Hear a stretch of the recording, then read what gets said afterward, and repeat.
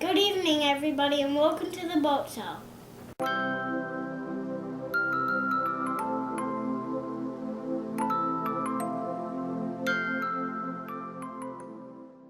Today we will be spending some time with actor, stuntman, and poker player Erik Audé.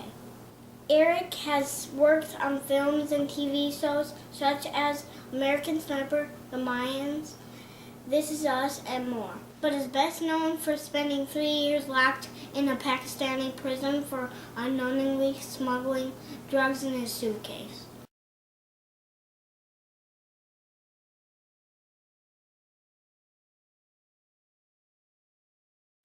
Thanks, Brad. Great to be here. So what's on your bucket list this year, Erik? What's on my bucket list this year? There's a lot of things. I'm hoping to produce a movie called Trinity with my friend Sean McNamara later on this year. Obviously, it depends on whether or not we get the funds. I'd like to go to New Zealand and do the Lord of the Rings tour. I'd like to go running with the Bulls in Barcelona later on this year. I'd love to win a WSOP bracelet in June. That would be nice. I might be going to China also at the end of the year. But that's about it. You know, I'm just going to continue to work and enjoy my life. Is there a movie you could watch over and over without getting tired of it? The movies that I can watch over and over again, I think there's two of them. There is Aliens, which is the sequel to Alien with Sigourney Weaver. I don't know why, I love that movie. I think it's great. But the movie that I've seen myself watching every couple years and just loving it from beginning to end is Rudy. I love the soundtrack. I love the message. It's very inspiring, and you know, it's the kind of movie that I think anyone that's played a sport or ever gone after something in their life can, you know, relate to. It lets you know that it's not too late, and even if the odds are stacked against you, you can still accomplish something if you put your mind to it. Yeah. Who was your childhood hero growing up? My childhood hero growing up.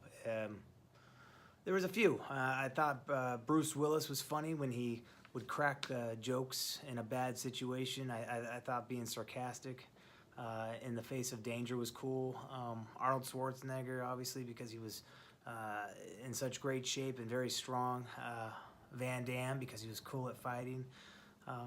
Yeah, you know, I guess you know, in a way, all those guys were people I looked up to growing up. Do you believe in reincarnation? Reincarnation? Do I believe in it? I don't know. I don't really think about it. I guess if I had to answer yes or no, it wouldn't be a hard yes or no. It would be a maybe. You know, maybe it's happened before. You know, there's people out there who swear that they have had previous lives. I don't remember anything from a previous life myself, so. But there's a lot of things I don't understand, but I'm sure they exist. What's your favorite quote? My favorite quote right now, well, no, my favorite quote is, no matter how bad it gets, it could always be worse. If you could choose one superpower, what would it be and why? If I could choose one superpower, I think it would be teleportation. I love traveling, and sometimes I just, you know, would love to get away at the drop of a dime.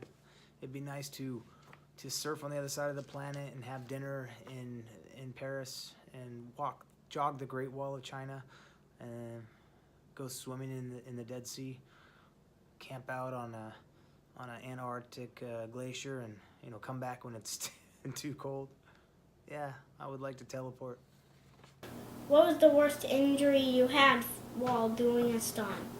The worst injury I have is probably this guy right here from a stunt that I did. This was a very unnecessary take 3. We were rushing the scene. We only had the permit to be outside filming for a few more minutes, and you know, I should have not rushed it. I should have told the director to slow down. I crashed through a fence, and the small nail came out and just ripped my skin, peeled my scalp back a bit. Blood started gushing out. Rushed to the hospital, got it stapled up, came back, went right back to work. But after this, I learned that when we're doing stunts and people start trying to rush us, that's how accidents happen, and I'll slow people down. I'll say, hey, relax, okay? We're just relax. We don't need anyone getting hurt. What's one thing that makes you feel accomplished? Something that makes me feel accomplished. That's a hard question because I don't feel accomplished. I still have dreams that I'm chasing. I still want to act and I want to produce. I want to direct and I want to do fun stunts. I want to work on big Marvel movies. I want to work on big DC movies. I want people to respect me for my craft. I love entertaining. I love putting smiles on others' faces. But I don't feel like I've come anywhere near. I haven't come anywhere near to what my goals have been, as far as where I want to be in my field. So I don't feel I've accomplished much at all. What's the one thing you would grab if you were running from your burning house? This is an easy question. The items that I would grab if I was running out of my burning house, I would grab my dog Ages, my dog Revi, my roommate's dog Lacey, and my fish Arnold and Pickle Rick. Everything else can be replaced. What's the best prank you've ever pulled on someone?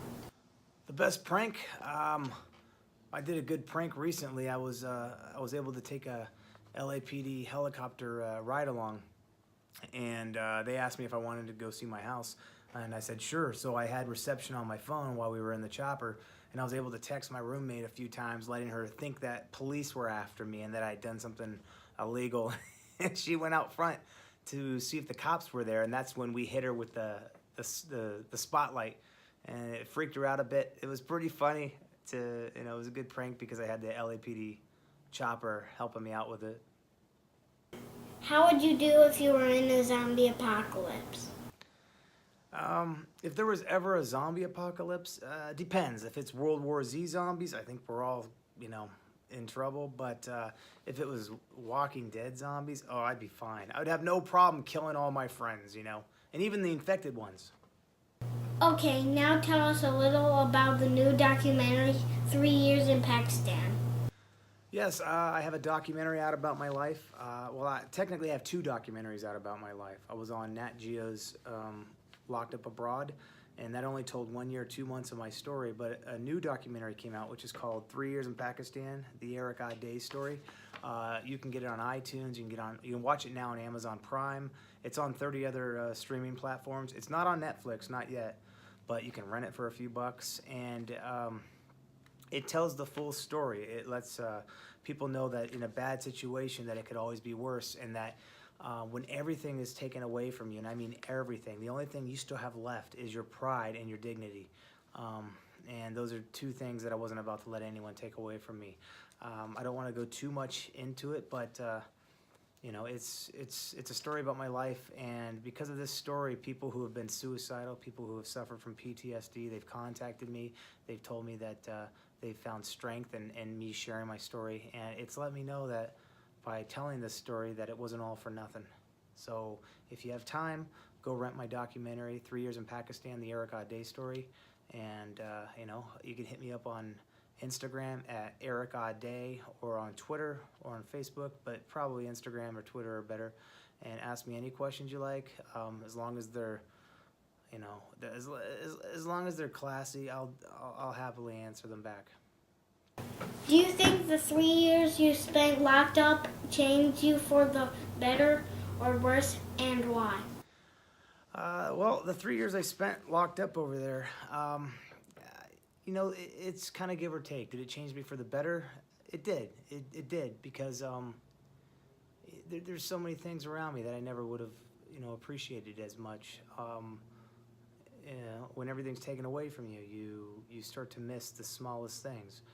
And, I'm grateful for knowing how wonderful everything around me really is, and I think those are lessons I probably wouldn't have learned unless, the experience that I went through had it happened. Do I have anger from it? Yeah, I do. I feel like I lost 3 years of my life. I feel like I had a lot of good things going for me before I left. I was in the same room as so many people that went on to become A-listers, that went on to get huge movies and great TV shows. But then again, like I said, it's a give and take. Would I have appreciated my life as much? Probably not. So, my experience is something that it's unique. No one else has it.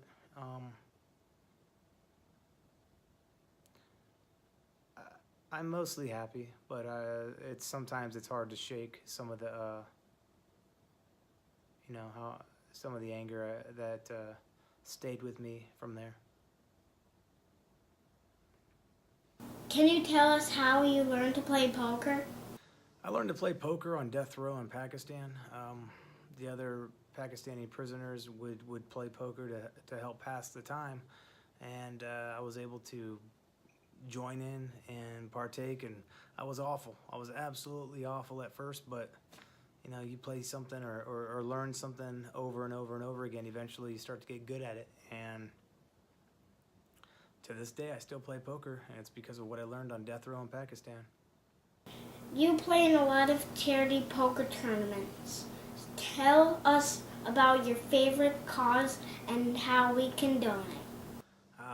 My favorite charity that I help out with about a dozen to 18 different charities every year. I'm doing one later on this month for a friend of mine, Lori Hartwell, and her charity. I got invited to 2 others this month. I'm going to make one of them, but the charity I like that I do every year, we do it in August. It's called Vice is Nice, and the reason why I like this is because it's an animal charity. I love animals. My animals are my heart. They're my everything. They're my children. And this charity is an umbrella for 60 grassroots charities.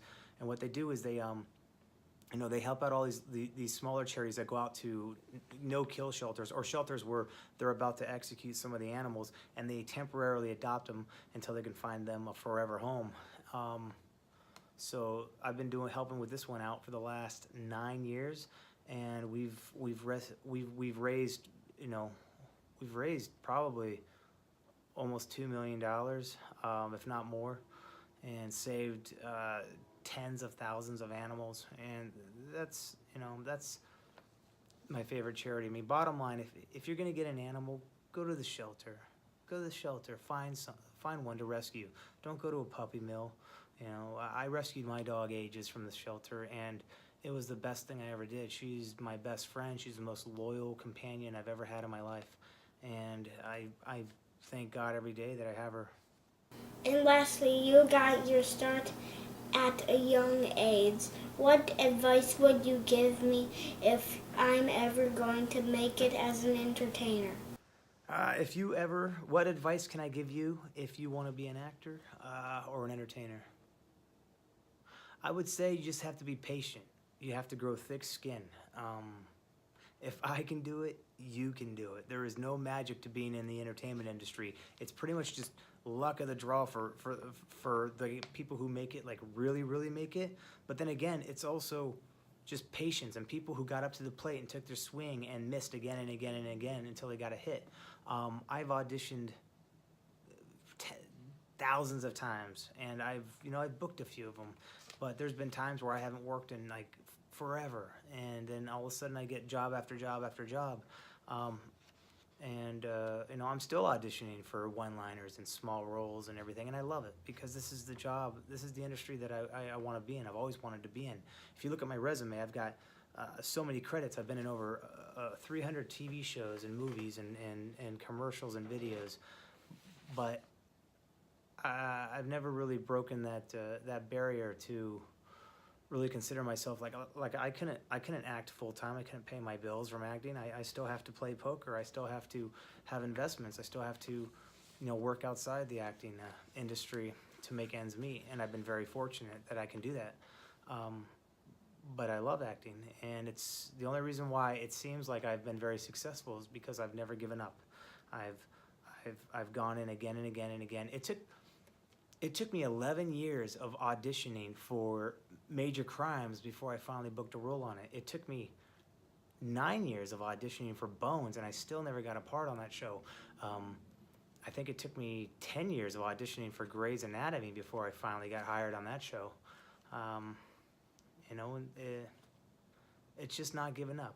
So if you want to be in this business, grow thick skin, get used to being rejected, get used to being told no, and just keep moving forward. You know, you get knocked down, you pick yourself up, and you keep moving forward. Thank you so much to Erik Audé for hanging out today. We appreciate your time. Make sure to check out 3 Years in Pakistan streaming now on all your favorite services. Thanks again, Erik. Hey Brad, I really appreciate you having me and taking the time. Once again, check out my documentary, 3 Years in Pakistan, the Erik Audé story. Find me on Instagram at Erik Audé or on Twitter at Erik Audé. And remember, no matter how bad it gets, it could always be worse. So find the happiness in your life.